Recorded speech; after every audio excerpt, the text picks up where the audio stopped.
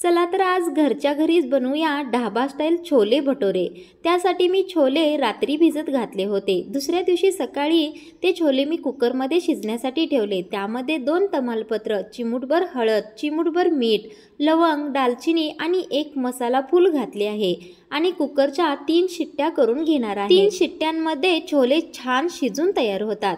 चला तर इकडे भटोरे तयार करण्यासाठी आपण पीठ तयार करूया। त्यासाठी मी 1 वाटी मैदा, अर्धी वाटी पांढरा रवा, चिमूटभर मीठ, चिमूटभर बेकिंग सोडा आणि 1 चमचा साखर घालून छान मिसळून घेतला आहे आणि त्यामध्ये अर्धी वाटी दही देखील घातला आहे। थोडं पाणी घेऊन हे छान मळून घ्यायचं। मळून घेतल्यानंतर मर्दायला विसरायचं नाही। आपण भटोरेचं पीठ जितकं मर्दू तितके भटोरे छान बनतात। त्यानंतर थोडंसं तेल लावून हे 2 तासासाठी झाकून भिजण्यासाठी ठेवून द्यायचं। चला तर इकडे छोले बनवून घेऊया।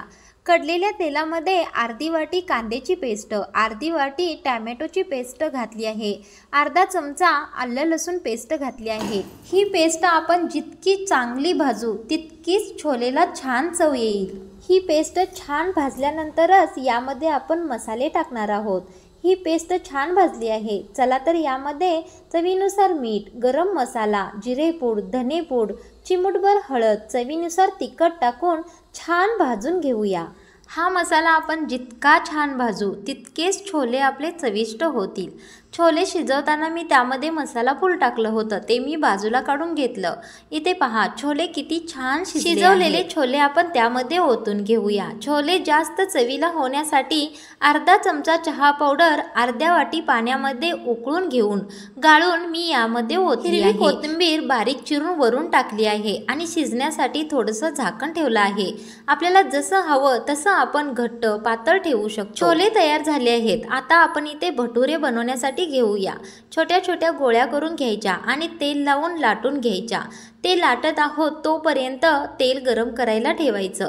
सर्व भटोरे एकदम लाटून घ्यायचे आणि मग तळायला सुरुवात करायची। तेल छान गरम झालं आहे। आता मंद आचेवर सर्वच भटुरे छान खरपूस भाजून घ्यायचे।